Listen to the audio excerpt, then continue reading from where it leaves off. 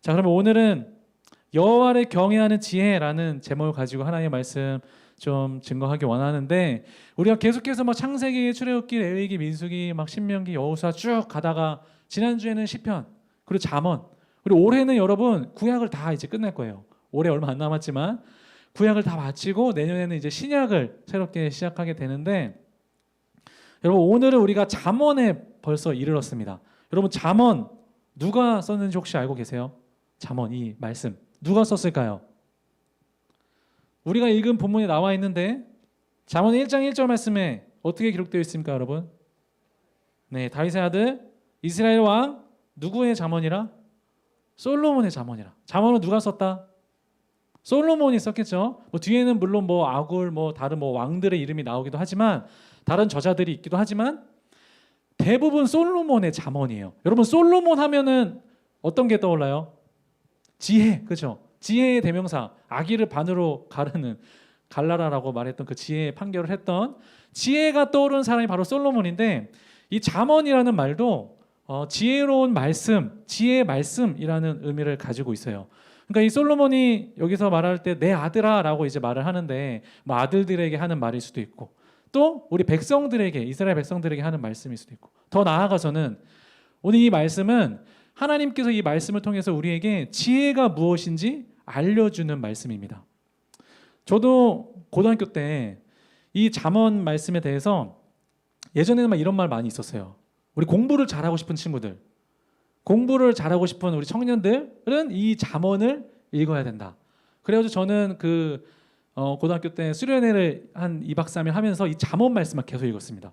뭐 설교 말씀 없고 찬양 없고 2박 3일 동안 이 잠언 말씀만 계속 읽었어요. 여러분 이게 상상이 가십니까, 여러분?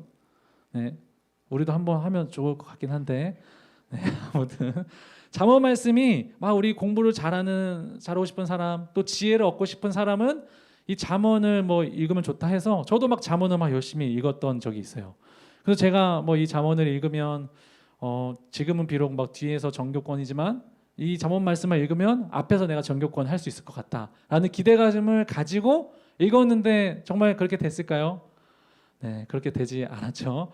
그런데 지금 와서, 그때는 몰랐는데 지금 와서 생각해 보니까 이 잠언 말씀이 진짜 우리에게, 하나님께서 우리에게 알려주고 싶으신 진정한 지혜가 무엇인지, 그리고 이 지혜를 우리가 어떻게 발견할 수 있는지, 이 지혜가 무엇인지, 지혜가 어떻게 우리가 지혜를 얻을 수 있는지 방법을 알려주는 귀한 책입니다. 이 말씀을 통해서 여러분, 우리가 오늘 잠언만 하고 이제 다음 주부터는 또 다른 이제 말씀으로 넘어가는데, 너무 해야 될 말이 많지만 오늘은 짧게 한번 살펴보도록 할게요. 잠언 말씀을 통해서 여러분 지혜를 얻는 여러분들 되기를 소망합니다. 아멘. 네, 지혜를 얻고 우리 똑똑해지고 이 세상 가운데서 귀한 영향을 끼치는 여러분들 되기를 소망하며 함께 잠언 말씀 보도록 할게요. 자, 먼저 이 잠언의 저자인 솔로몬은 오늘 우리가 읽은 1장 8절 말씀을 보면, 오늘은 이 말씀을 다 안 읽을 거예요. 시간이 없어서 제가 읽을 거니까 여러분들이 한번 눈으로 따라오면서 어떤 내용인지 함께 봐주시기를 부탁드리겠습니다. 잠언 1장 8절 말씀 보면 어떻게 기록되어 있죠, 여러분? 내 아들아, 내 아비의 훈계를 들으며 내 어머니의 법을 떠나지 말라. 마치 아버지가 아들에게 이제 전하는 말과 같아요, 잠언은. 그러니까 내 아들아, 내 말을 들으라 라고 하면서 이 잠언을 시작하고 있습니다. 여러분 오늘은 조금 어려울 수도 있으니까 잘 따라와 주세요, 여러분. 정말로 짧은 시간 할 거니까 짧고 굵게 이 잠언 말씀에 대해서 함께 살펴보기 원하는데, 8절 말씀에 내 아들아 라고 하면서 이제 아들에게 말하고 있는 것입니다. 그런데 내 아들아 라고 말을 하면서 이제 지혜가 무엇인지 말하기 시작하는데, 1장 20절 말씀을 보면 좀 특이한 말씀이 등장해요. 지혜가 길거리에서 부르며 광장에서 소리를 높이며. 여러분 지혜가 어떻게 소리를 높이고 광장에서 말할 수 있겠어요? 이거를 어떻게 이야기하죠? 문학적인 표현으로 지혜를 어떻게 했다? 무슨 화했다? 의인화했다. 의인화.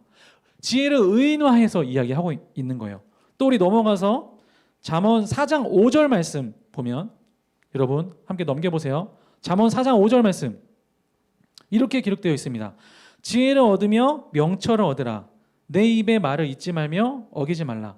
6절 말씀, 지혜를 버리지 말라. 그가 너를 보호하리라. 그리고 어떻게 기록되어 있어요, 여러분? 그를 어떻게 해라? 그를 사랑하라.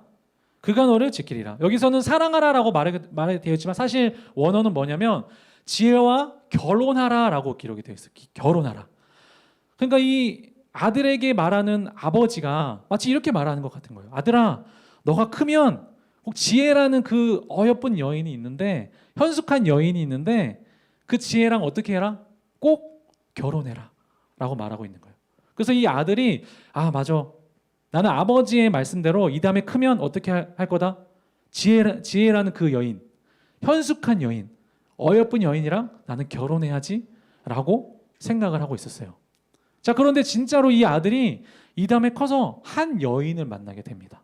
그게 어디 기록되어 있냐면 잠언 7장 말씀, 잠언 7장 말씀 넘어가 볼게요. 7장 8절에서 10절까지 말씀 제가 읽을게요, 여러분. 잠언 7장 8절 말씀. 그가 거리를 지나 음녀의 골목 모퉁이로 가까이하여 그의 집 쪽으로 가는데, 여러분, 이 아들이 이제 이 다음에 커서 어떤 한 여인을 만나는데 누구를 만나요? 아버지는 분명히 지혜라는 여인을 만나라고 했는데 이 아들은 지금 누구를 만나고 있어요? 8절 말씀해 보면 그가 거리를 지나 누구의 골목 모퉁이로 가까이하여? 음녀의 골목 모퉁이로 가까이하여 그의 집 쪽으로 가는데 저물 때, 황혼 때, 깊은 밤, 흑암 중에라.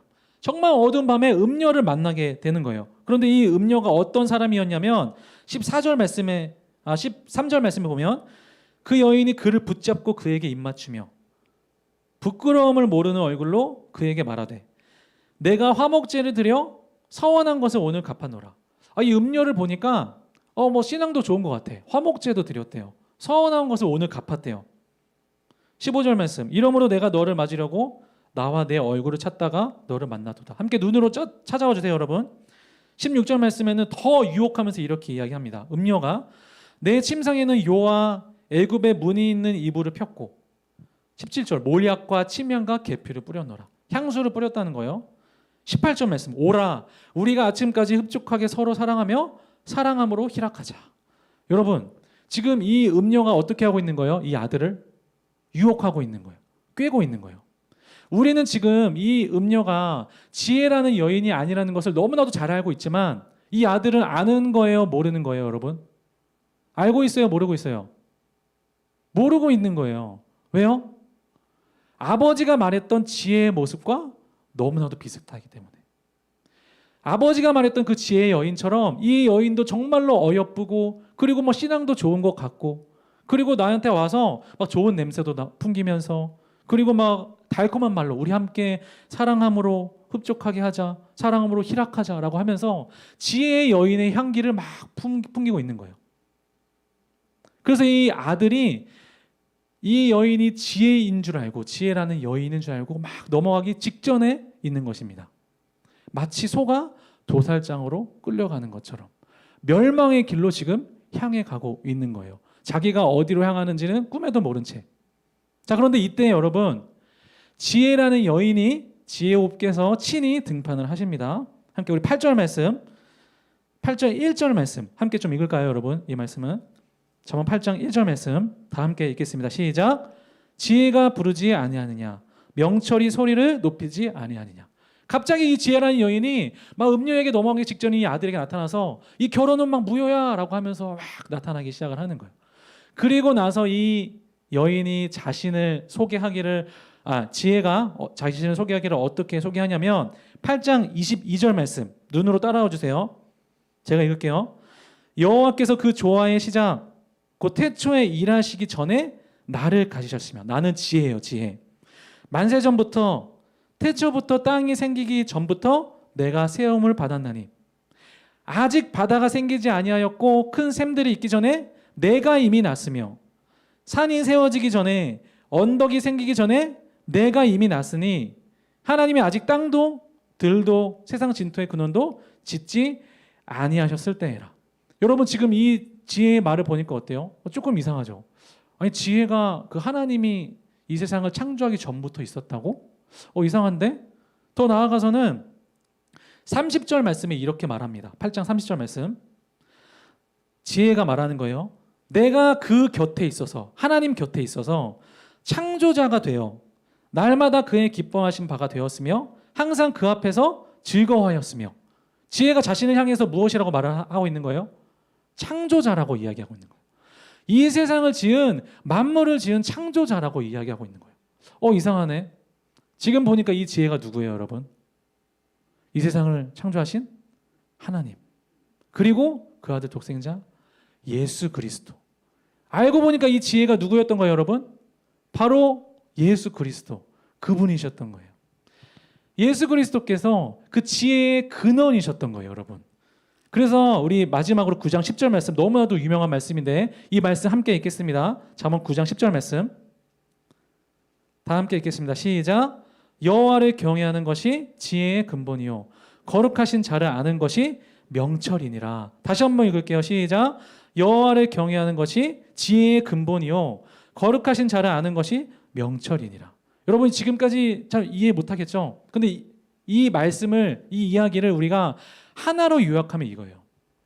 아들은 아버지의 말씀을 따라 지혜를 찾아다녔어요. 이 세상 가운데서 내가 지혜롭게 되기 위해서, 내가 성공한 사람이 되기 위해서, 내가 이 세상 가운데 영향력 있는 사람이 되기 위해서 지혜를 막 찾아다녔어요.